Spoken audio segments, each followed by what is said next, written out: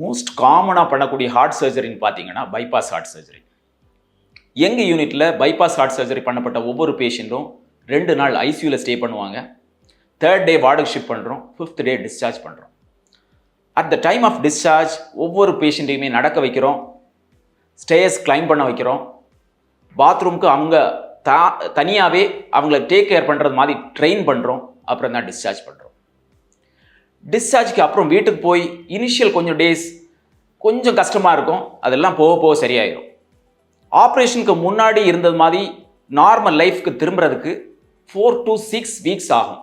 அந்த 4 to 6 weeks of recovery பீரியடில் ஒவ்வொரு பேஷண்ட்டும் என்ன பண்ணணும், என்ன பண்ணக்கூடாது, என்ன சாப்பிடலாம், என்ன சாப்பிடக்கூடாது, இது மட்டும் இல்லை, உங்களுக்கு இன்னும் பல சந்தேகங்கள் இருக்கும். அந்த ஒவ்வொரு சந்தேகங்களுக்கும் இந்த வீடியோவில் விடை கிடைக்கும்.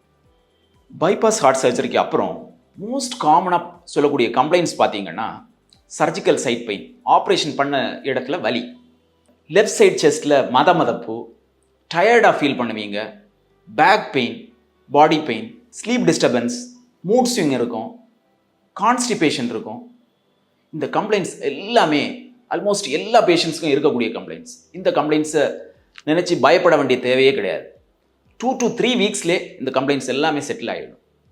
wound care, operation bypass heart சர்ஜரிக்கு அப்புறம் சர்ஜிக்கல் சைட், அதாவது ஆப்ரேஷன் பண்ணப்பட்ட இடம், செஸ்ட் wound, நிறைய பேஷண்ட்ஸ்க்கு நாங்கள் ரேடியல் ஆர்டரி எடுப்போம். கையில் லெஃப்ட் ஃபோர்ஆர்மில் wound இருக்கும். நிறைய பேஷண்ட்ஸ்க்கு பார்த்தீங்கன்னா லெக் wound, அதாவது காலில் வெயின் எடுத்திருப்பாங்க, அந்த wound. இதெல்லாம் எப்படி டேக் கேர் பண்ணணும்னா, டெய்லி குளிக்கும்போது சோப்பு வச்சு நல்லா தேய்ச்சி குளிக்கணும். குளித்த அப்புறம் அந்த ஈரம் வச்சுக்கக்கூடாது, சாஃப்ட் ட்ரை கிளாத் எடுத்து தொடச்சிக்கணும். அப்புறம் லூஸ் கிளாத் வியர் பண்ணணும். இந்த வூண்டில் ஆயின்மெண்ட்டோ பவுடர் க்ரீம் அப்ளை பண்ண வேண்டிய தேவையில்லை. சாஃப்ட் கிளாத் வியர் பண்ணுறீங்க. அதுக்கு மேலே செஸ்ட் பைண்டர், செஸ்ட் வூண்டை சப்போர்ட் பண்ணுறதுக்காக செஸ்ட் பைண்டர் வியர் பண்ணணும். இந்த chest binder at least for a month wear பண்ணணும். லெக் வூண்டில் பார்த்தீங்கன்னா லெக் வூண்டை சப்போர்ட் பண்ணுறதுக்காக க்ரப் பேண்டேஜ், ரெட் கலரில் ஒரு பேண்டேஜ் வரும். அது க்ரப் பேண்டேஜ் கால் பாதத்தில் இருந்தே டைட்டாக வியர் பண்ணி வரணும். இது பார்த்தீங்கன்னா அட்லீஸ்ட் ஃபார் 3 months நீங்கள் வியர் பண்ணணும். பைபாஸ் ஹார்ட் சர்ஜரிக்கு அப்புறம் டயட் இந்த மாதிரி எடுத்துக்கலாம். இந்த பைபாஸ் ஹார்ட் சர்ஜரிக்கு அப்புறம் பார்த்தீங்கன்னா பசி நிறைய பேருக்கு இருந்தாலுமே சாப்பிட முடியாது. அப்போ அந்த பேஷண்ட்ஸுக்கு ஓட டேஸ்ட்டுக்கு ஏற்றபடி நீங்கள் சமையல் பண்ணி கொடுக்குறது தான் நல்லது. நான் ரெக்கமெண்ட் பண்ணுறது ஹை ப்ரோட்டீன் டயட். இந்த ஆப்ரேஷனுக்கு அப்புறம் நிறைய ப்ரோட்டீன் லாஸ் இருக்கும். அது மட்டும் இல்லை, ரிகவரி பீரியடில் ரொம்ப ப்ரோட்டீன் தேவைப்படும். அதனால் ஹை ப்ரோட்டீன் டயட். நான் வெஜிடேரியன் பேஷண்ட்ஸ் பார்த்தீங்கன்னா மில்க் அண்ட் மில்க் ப்ராடக்ட்ஸ் எல்லாமே எடுத்துக்கலாம். ஃபிஷ் நல்லாவே எடுத்துக்கலாம். Chicken 150 gram per day 3 to 4 days per week நல்லாவே எடுத்துக்கலாம். மெயின்லி குழம்புல போட்ட சிக்கன் நல்லது. எக்கோட ஒயிட் எடுத்துக்கலாம்.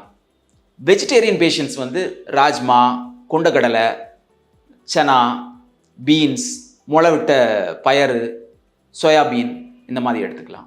ஃபைபர் கண்டென்ட்காக நீங்கள் ஃப்ரூட்ஸ் அண்ட் வெஜிடபிள்ஸ் நல்லாவே எடுத்துக்கலாம். ஃப்ரூட்ஸில் பார்த்தீங்கன்னா நிறைய விட்டமின்ஸ் இருக்கும், மினரல்ஸ் இருக்கும், ஆன்டி ஆக்சிடென்ட்ஸ் இருக்கும். இது எல்லாமே வூண்ட் ஹீலிங்கை ப்ரமோட் பண்ணும். ஃப்ரூட்ஸ் எல்லா ஃப்ரூட்ஸுமே சாப்பிடலாம். டயபெட்டிக் பேஷண்ட்ஸில் மட்டும் ஃப்ரூட்ஸ் சாப்பிடலாமா அப்படின்னு கேட்டிங்கன்னா அதுக்கு ஸ்பெசிஃபிக்காக லோ கிளைசீமிக் இண்டெக்ஸ் ஃப்ரூட்ஸ், அதாவது ஆப்பிள், பப்பாயா, பியர் ஃப்ரூட், பேரிக்காய், ஆரஞ்சு, இந்த மாதிரி ஃப்ரூட்ஸ் சாப்பிட்டுக்கலாம். அதில் தவிர்க்க வேண்டியது மேங்கோ, வாட்டர்மெலான், பைனாப்பிள், இதெல்லாமே ஹை கிளைசீமிக் இண்டெக்ஸ் ஃப்ரூட்ஸ். இந்த ஃப்ரூட்ஸை டயபெட்டிக் பேஷண்ட்ஸ் தவிர்க்கணும். வாட்டர் எந்த அளவு எடுத்துக்கலாம் அப்படின்னு பார்த்தீங்கன்னா நார்மல் ஹார்ட்டோட நார்மல் பம்பிங் இருக்கிற பேஷண்ட்ஸ் நார்மலாகவே 2 to 3 liters per day எடுத்துக்கலாம். நிறைய பேஷண்ட்ஸ் ஆல்ரெடி ஹார்ட்டோட பம்பிங் கம்மியாக இருக்கும். அந்த மாதிரி பேஷண்ட்ஸ் ஃப்ளூயிட் ரெஸ்ட்ரிக்ட் பண்ணணும்.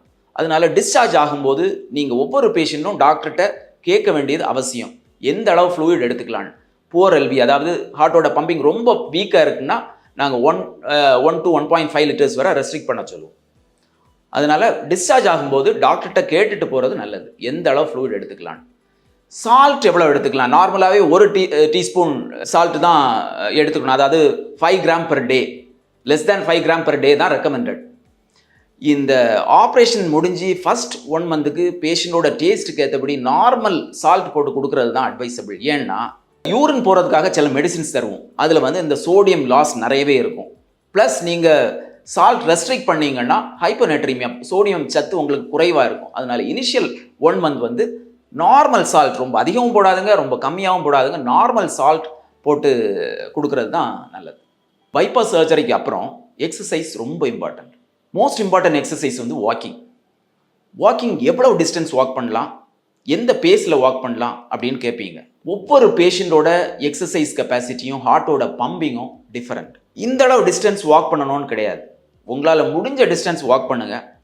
எந்த இடத்துல நீங்கள் கஷ்டமாக ஃபீல் பண்ணுறீங்களோ அந்த இடத்துல ஸ்டாப் பண்ணிடுங்க. டே பை டே டிஸ்டன்ஸையும் பேஸையும் இன்க்ரீஸ் பண்ணுங்க. By the end of 2 months நீங்கள் 2 to 3 kilometers வாக் பண்ணுறது மாதிரி கொண்டு வந்துடுங்க. அடுத்த செகண்ட் எக்ஸசைஸ் பார்த்தீங்கன்னா breathing exercise. Immediately after this bypass surgery இந்த ப்ரீத்திங் எக்ஸசைஸ் ரொம்ப இம்பார்ட்டன்ட். நல்லா ப்ரீத் பண்ணி ஆழமாக மூச்சு எடுத்து அந்த பால் எக்ஸசைஸ் நீங்கள் பண்ணும்போது லங் எக்ஸ்பேண்ட் ஆகும், நல்ல ஆக்சிஜனேஷன் நடக்கும். அது மட்டும் இல்லை, லங் கொலாப்ஸை ப்ரிவென்ட் பண்ணும், நிமோனியா வர்றதை ப்ரிவென்ட் பண்ணுறதுக்காகவும் இந்த ப்ரீத்திங் எக்ஸசைஸ் யூஸ் ஆகுது.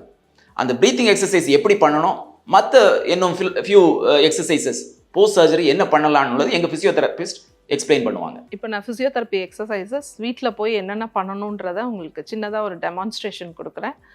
வந்து ப்ரீத்திங் எக்ஸசைஸ். நம்ம நோஸ் வழியாக ப்ரீத் எடுத்து ஹோல்டு பண்ணிவிட்டு ஏதாவது ஒரு பக்கம் திரும்பி வாய் வழியாக ஊதணும். இதை வந்து ஒரு 10 தடவை பண்ணிவிட்டு இந்த ஸ்பைரோமீட்டரில் எக்ஸசைஸ் பண்ணணும். எல்லார்கிட்டையும் இது இருக்கும். இதில் வந்து ஸ்ட்ரெயிட்டாக வச்சு இதை வாயில் வச்சு நம்ம மூச்சை உள்ளே இழுக்கணும், ஜூஸ் இழுக்கிற மாதிரி இழுக்கணும். அதே மாதிரி இதை தலைகீழாக திருப்பி வச்சுட்டு இந்த இதில் வந்து ஊதணும். இந்த பொசிஷனில் வச்சு பலூன் ஊதுற மாதிரி ஊதணும். இது ஒரு 15 counts டெய்லி 4 times பண்ணணும். அடுத்து எக்ஸசைசஸ், கழுத்துக்குரிய எக்ஸசைஸ். ஃபஸ்ட்டு வந்து நார்மலாக நம்ம கழுத்தை வந்து நம்ம சின்ன வச்சு செஸ்ட்டை தொட்டுட்டு மேலே நிமிரணும். அடுத்த எக்ஸசைஸ் வந்து ஷோல்டருக்குரியது, மேலே கீழே, front back rotation, clockwise anti clockwise. அடுத்து கையை சைடில் நல்லா தூக்கி இறக்குங்க. அதே மாதிரி கையை ஃப்ரண்ட்டில் வச்சு நல்லா பால் ப்ரெஸ் பண்ணுற மாதிரி இப்படி ப்ரெஸ் பண்ணிவிட்டு விடுங்க. இந்த எக்ஸசைசஸ் ஷோல்டருக்கு. அடுத்து காலுக்கு நான் கையிலேயே செஞ்சு காமிக்கிறேன். மேலே கீழே மடக்கி நீட்டணும், பாதத்தை நல்லா உள்ள வெளியே ஆட்டணும். Rotation clockwise anti clockwise rotate பண்ணும், விரலெல்லாம் நல்லா மடக்கி நீட்டணும். இந்த எக்ஸசைசஸ் டெய்லி பண்ணுங்க. தேங்க்யூ. பைபாஸ் சர்ஜரி எந்த அளவு இம்பார்ட்டண்ட்டோ அதே மாதிரி சர்ஜரிக்கு அப்புறம் மெடிசின்ஸும் ரொம்ப இம்பார்ட்டண்ட். நிறைய பேஷண்ட்ஸ் என்னென்னா மெடிசின்ஸை ஸ்டாப் பண்ணிடுறாங்க.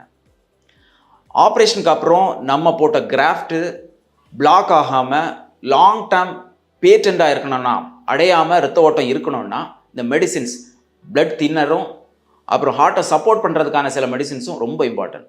அதனால் blood timely medication, stop smoking, அப்புறம் ட்ரிங்கிங் ஹேபிட்ஸ் இருந்துச்சுன்னா அதையும் ஸ்டாப் பண்ணிடணும். இதெல்லாம் ரொம்ப important for the long term patency. அதாவது நம்ம போட்ட கிராஃப்ட் லாங் டேர்மாக ஒர்க் ஆகணும்னா இதெல்லாமே ரொம்ப இம்பார்ட்டன்ட். என்னோட பேஷண்ட்ஸ் மோஸ்ட் காமனாக கேட்கக்கூடிய டவுட்ஸ் என்னென்னு பார்த்தீங்கன்னா, ட்ராவல் எப்போ பண்ணலாம். ட்ராவல் ஃபஸ்ட் 2.5 months வந்து ஸ்ட்ரிக்ட்லி அவாய்ட் பண்ணணும். ஏன்னா எனி ஜர்க்கி மூமெண்ட், கார்லேயே ஆனாலும் சரி, பைக்கில் ஆனாலும் சரி, சின்ன சின்ன ஜர்க்கி மூமெண்ட்ஸ் எல்லாம் இந்த வூண்ட் ஹீலிங்கை ப்ரிவென்ட் பண்ணும். ட்ராவல் அவாய்ட் பண்ணுறது நல்லது. சப்போஸ் உங்களுக்கு அன்அவாய்டபிள் சர்க்கம்ஸ்டான்சஸில் கண்டிப்பாக போய் தான் ஆகணும் அப்படின்னு ஒரு ட்ராவல் இருக்குன்னா ட்ரெயின் ட்ராவல் அட்வைசபிள். அடுத்த மோஸ்ட் காமன் கிராமப்புறத்தில் இருந்து வரக்கூடிய நிறைய பேஷண்ட்ஸ் கேட்குற டவுட் என்னென்னா, கிரவுண்ட் சிட்டிங், தரையில் உட்காந்து எந்திரிக்கலாமா? Initial 2.5 months ground sitting advisable இல்லை. ஒவ்வொரு வாட்டி நீங்கள் தரையில் உட்காந்து எழுதும் போதுமே கையை ஊனி தான் எந்திரிக்கணும்.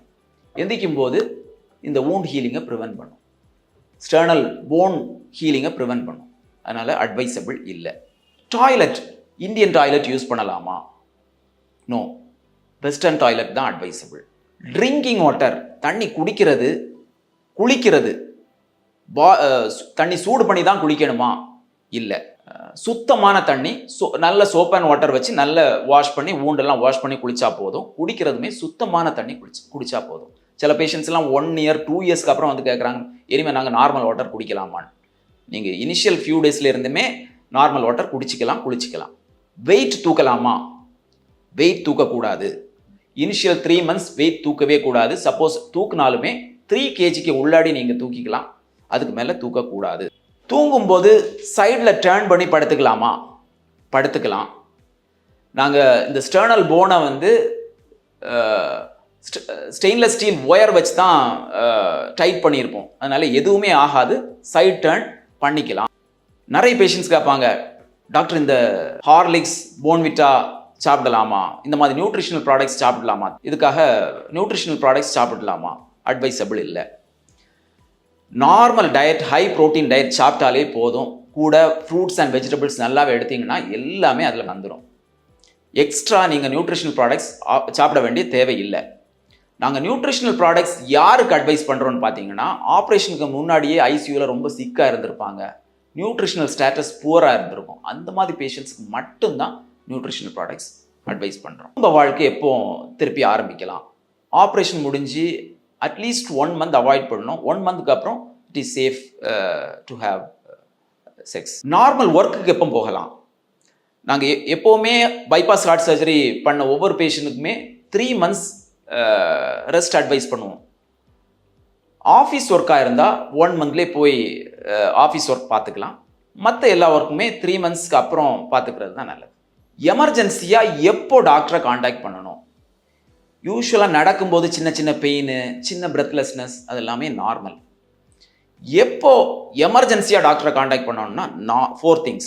1 is சின்ன ஃபியூ ஸ்டெப்ஸ் எடுத்து வைக்கும்போதே ரொம்ப மூச்சு வாங்குது, பிரெத்லெஸ்னஸ். ஃபியூ ஸ்டெப்ஸ், 2-3 ஸ்டெப்ஸ் எடுத்து வைக்கும்போதே நல்ல பிரெத்லெஸ்னஸ் இருந்தால், பால்பிட்டேஷன், அதாவது ஹார்ட் பீட் வந்து ஃபாஸ்ட்டாக அடிக்கிறதா இருந்தால், இந்த சர்ஜிக்கல் சைட்ல இருந்து டிஸ்சார்ஜ், அதாவது வூண்ட்ல இருந்து தண்ணியோ நீரோ சீழோ வந்துச்சுன்னா, அப்புறம் ஹை கிரேட் ஃபீவர், இந்த 4 கண்டிஷனில் தான் எமர்ஜென்சியாக டாக்டரை காண்டாக்ட் பண்ணணும். எகைன் திருப்பியும் ஹார்ட் அட்டாக் வருமா டாக்டர்? நாங்கள் ஆப்ரேஷன் பண்ணிட்டோம், பைபாஸ் ஹார்ட் சர்ஜரி பண்ணிட்டோம், மீண்டும் ஹார்ட் அட்டாக் வர்றதுக்கு வாய்ப்பு இருக்கா? டைமுக்கு மாத்திரை மருந்து சாப்பிட்டீங்கன்னா, டயட் ஒழுங்காக மெயின்டைன் பண்ணீங்கன்னா, ரெகுலர் எக்ஸசைஸ் பண்ணீங்கன்னா, நீங்கள் ஸ்மோக்கிங் ட்ரிங்கிங் குவிட் பண்ணிட்டீங்கன்னா யூஸ்வலாக ஹார்ட் அட்டாக் வராது. எல்லாத்துக்கும் மேலே பார்த்தீங்கன்னா பாசிட்டிவ் ஆட்டிடியூட் உங்களுக்கு தேவை. இந்த ஒரு பெரிய சர்ஜரியை நீங்கள் வித்ஸ்டாண்ட் பண்ணிட்டீங்க, அதை தாண்டி வந்துட்டீங்க, இனிமேல் மீண்டும் ஒரு 4 weeks இதுவும் கடந்து போகும் அப்படின்னு ஒரு பாசிட்டிவ் ஆட்டிடியூட் இருந்துச்சுன்னா இந்த பீரியடுமே ரொம்ப சுலபமாக போயிடும். தேங்க்யூ.